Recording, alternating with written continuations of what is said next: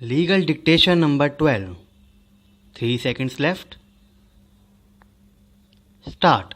In the circumstances, we are inclined to set aside, and we accordingly set aside, the direction of the learned single judge contained in para 4 of the impugned order dated 27/11/2013, calling for the personal presence of the legal remembrancer, Principal Secretary Law, and the Chief Secretary for appearance before the court on 12/12/2013.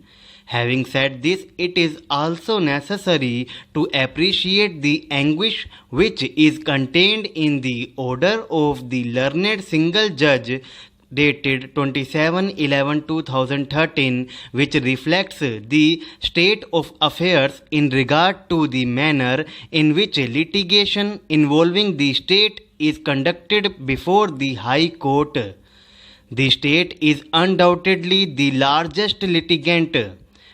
The areas before the court reflect a situation where the state has not taken serious and proactive measures to control and streamline litigation involving the government in the High Court.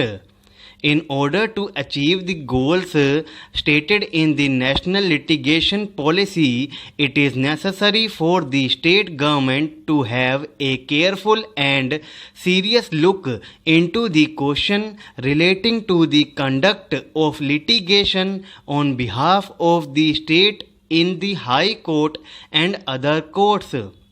We are conscious of the fact that such problems cannot be solved overnight and would require a careful and well-structured solution. The filing of appeals by the state, the conduct of proceedings in court, making available proper instructions to penal counsel of the government, and the filing of affidavits on time are some of the matters which must engage serious attention on the part of the state government. A system will have to be evolved by which directions of the court in regard to the conduct of the proceedings and for filing affidavits are communicated at the earliest, so that instructions are made available to standing counsel for filing affidavits.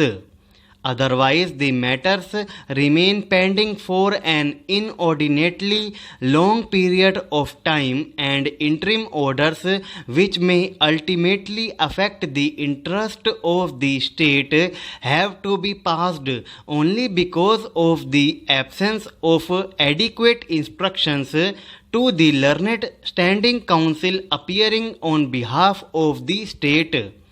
The facilities and infrastructure available for counsel for the state need to be upgraded.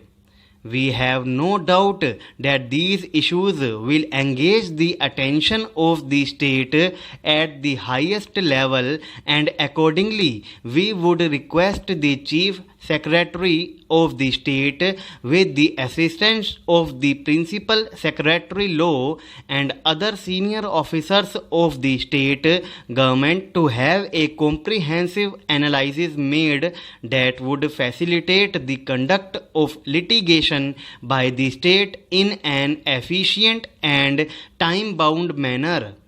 Courts have been liberal in condoning the delay on the part of the state in filing appeals, being conscious of the fact that bureaucratic delays are often involved in the process of decision making. However, we must emphasize that there should be no laxity in compliance of the directions of the court. Once a direction is issued by the court setting a time schedule for filing an affidavit, this direction must be complied with.